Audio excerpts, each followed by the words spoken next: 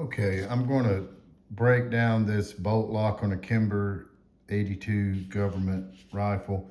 And my friend on his, this started binding. I'm not sure why. And this screw, it sticks. When you try to tighten it more, it stops. And you try to loosen it, it stops. So it's binding up. And somehow there's either some debris in the front or back, or the spring has bent and got in the way, or binding, or something's going on there.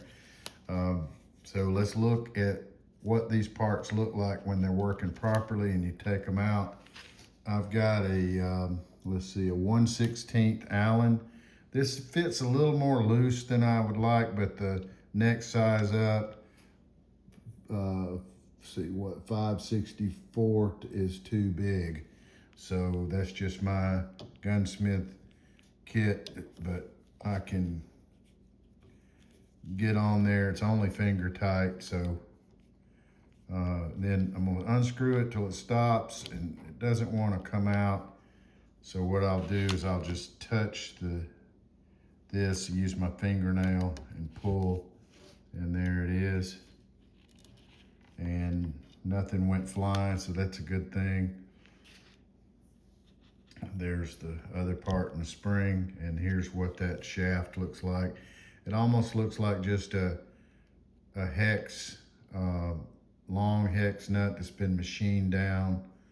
I'm sure that's a way you'd have to remake the part if it was ruined, but it's basically this shaft retains and goes up through that hole, and that's what keeps it all together. All right. So here's what the part looks like, and pretty straightforward. And here's what the inside of this looks like. And I'm just going to put some grease back in that hole so that it retains the pin while I assemble it, or it retains the spring, excuse me, while I assemble it. It looks like almost like a striker spring, safety plunger spring, but it's shorter and a little more heavy duty, and pretty clean area. This has nothing to do with the trigger. It's up on the side, and I see no interaction whatsoever with the trigger group. I'm not even sure taking the trigger group out would help at all. It may just cause more problems. Now, when you first put this in, it's going to bind up a little bit trying to find that hole. So I'm just going to, and what moving this forward seems to do more good than anything. Not in or out, but forward. And then otherwise that screw wants to bind. And so I'll go in, I'm just going to go just finger tight, not even finger tight. That's all I think I need to retain it, and then it's working again. So that's what all of that looks like in there, and when it's working properly, how it comes apart and goes back together. Hopefully that will help if you're having some problems with not being able to release the bolt.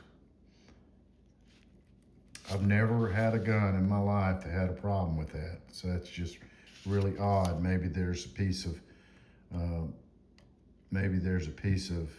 little shaving or something in the front or back, or some kind of debris from the range in there. It's the only thing I think, or that spring.